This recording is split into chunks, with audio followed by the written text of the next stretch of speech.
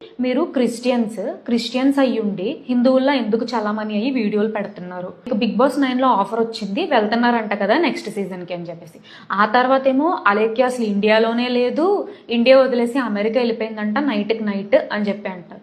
దాని తర్వాత ఏంటంటే ఐసీయూ లేదు, ఏమీ లేదు, హెల్త్ మంచిగా ఉన్నా కావాలని చెప్పేసి ఇలా డ్రామాలు చేస్తున్నారు అని చెప్పేసి ఇంకో కమెంట్ అయితే వచ్చింది. నేను చూశాను అండ్ మీమ్స్లో కూడా చాలా వరకు చూశానండి ఇది వచ్చేసి. దాని తర్వాత ఏంటంటే మా హస్బెండ్ అంటే నాకు జై డివోర్స్ ఇచ్చేసి వెళ్ళిపోయాడంట. సో ఇదొకటి వచ్చింది. దాని తర్వాత అలేఖ్యకి ఆల్రెడీ పెళ్ళైపోయింది. అలేఖ్య అంట సొంతంగా బెంగళూరులో ఒక ఐటీ కంపెనీ కొనేసింది. ప్రతి దానికి నాకు సమాధానం చెప్పాల్సిన బాధ్యత చాలా వరకు ఉంది. నాన్నగారిది లాస్ట్ రైట్స్ ఫ్యూనరల్ టైంలోని బరియల్ గ్రౌండ్కి తీసుకెళ్ళి ఆ కార్యక్రమం అయితే ఉంటుందో అది మాత్రం ఇంటర్నెట్ మొత్తం మీమ్స్ వస్తున్నాయి. అది నాకు అర్థం కాదండి. ఒక్కటి చాలా క్లియర్గా చెప్తాను, మా నాన్నగారికి అది చాలా ఇష్టపూర్వకమైన విషయం. నేను చనిపోయినప్పుడు నాకు ఇదే విధంగా సమాధి కార్యక్రమం చెయ్యండి అని చెప్పి ఆయన అడిగారు. చనిపోయిన మనిషికి ఆయన కోరిక తీర్చడం అనేది చాలా ఇంపార్టెంట్.